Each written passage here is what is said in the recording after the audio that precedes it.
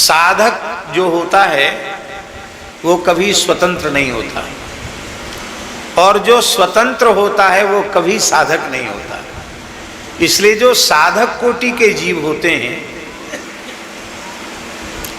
वे कभी अपने को स्वतंत्र नहीं मानते हैं, अपने को परमात्मा के अधीन मानते हैं, अपने को गुरुदेव के अधीन मानते हैं, अपने को गुरुवाणी के अधीन मानते हैं, अपने को संतों के अधीन मानते हैं।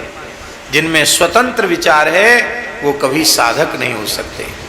हमारे ब्रज के भगवत प्राप्त संत थे पूज्य पंडित श्री गया प्रसाद जी महाराज, वे कहते थे साधक स्वतंत्र नहीं होता और स्वतंत्र साधक नहीं होता। इसलिए सत्य वचन आधीनता, आधीनता माने सदा भगवत भागवत पारितंत्र का अनुभव करना, अपने को कभी स्वतंत्र नहीं मानना।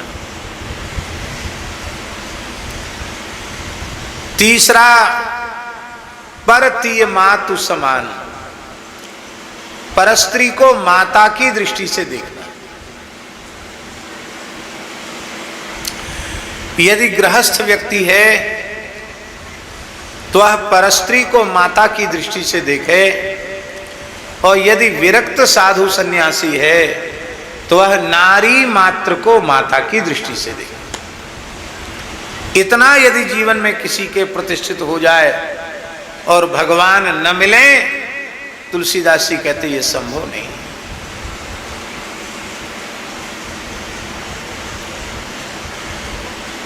ध्यान दें, विहित कर्मानुष्ठान पर जितना जोर है उतना निषिद्ध कर्मों के त्याग पर जोर नहीं है। बात हमारी समझ में आ रही कि नहीं?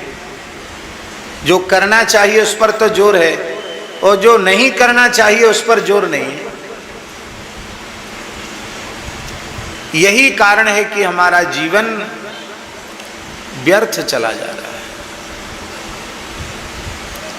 इसलिए जितना जोर, जितना आग्रह विहित कर्मानुष्ठान पर हो, उतना ही जोर निषिद्ध कर्मों के त्याग पर हो, तो बात जल्दी बन जाएगी।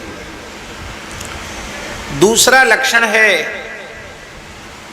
दया,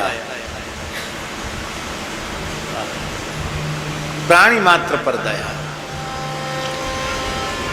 दया में अपने पराये का भेद नहीं होता है।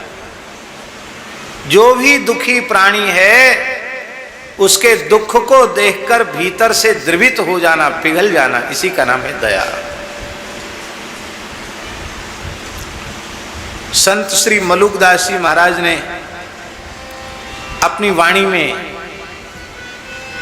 देवर्षि नारद जी कह रहे हैं, प्राणी मात्र पर दया करने से, हर हाल में संतुष्ट रहने से, अपने मन को, अपनी इंद्रियों को मर्यादित रखने से भगवान प्रसन्न हो जाते हैं।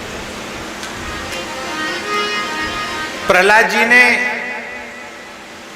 दैवी भाव किसको कहा और आसुरी भाव किसको कहा?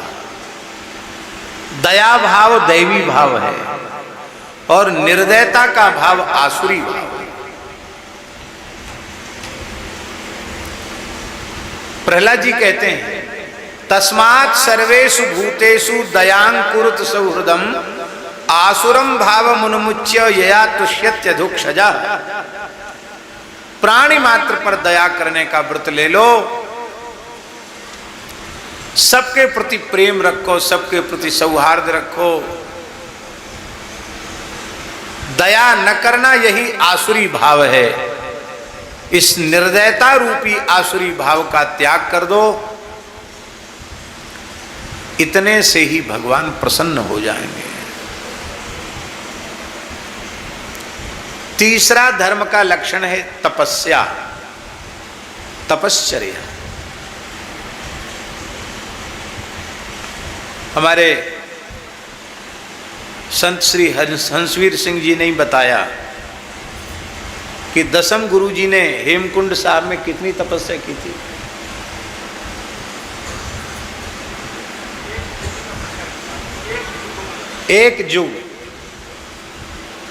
एक युग पर्यंत दसम गुरु जी ने पूर्व जन्म में हेमकुंड साहब में तपस्या की थी। वह शक्ति लेकर के गुरु जी आए थे,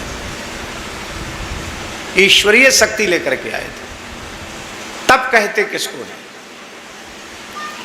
मनुष्य की, जीव की अनंत जन्मों से वासना वासित प्रवृत्ति है। वासना वासित वृत्ति है, एक जन्म की नहीं है स्वामी जी, असंख्यों जन्मों की है। उसकी इंद्रियों का प्रवाह